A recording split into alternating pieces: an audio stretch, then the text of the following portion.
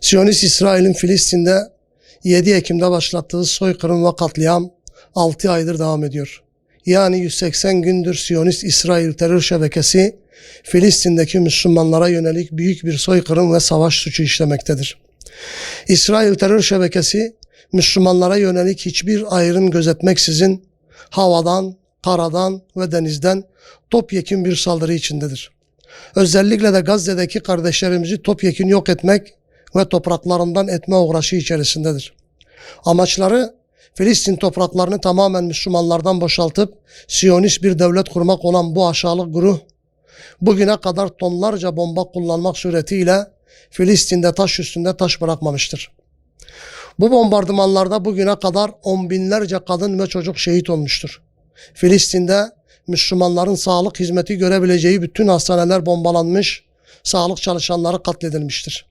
Yani bugüne kadar binlerce kadın ve çocuğu gözünü kırpmadan bütün dünyanın gözünün içine bakarak vahşice katletmek suretiyle ne kadar vahşi ve cani bir haşere olduğunu bütün dünyaya göstermiştir.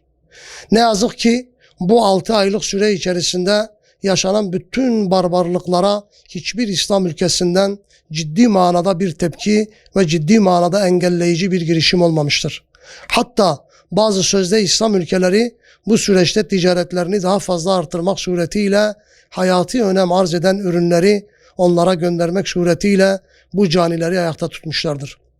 Filistin'deki kardeşlerimiz açlıkla, yoklukla, sefaletle uğraşırken buradaki Müslüman kardeşlerinin onların içinde bulunmuş olduğu halden kurtulmaları için hal çareleri düşünüp bir şeyler yapmaları yerine onları öldüren, onları katleden, onlara karşı soykırım yapan bir terör şebekesiyle ticaretlerini daha devam ettirmesi utanç verici, ıstırap verici bir durumdur.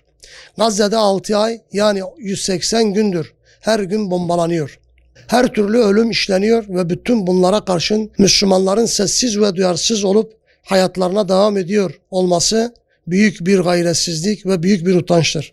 Bu vesileyle yarın saat 15'te Gaziler Son Durak'tan Ceylan Karavil AVM'ye doğru bir yürüyüş yapacağız. Bu yürüyüşümüz Aksa tufanına destek yürüyüşü olacaktır. Gazze'li Müslümanların ve mazlumların sesi olmak için yürüyüş yapacağız.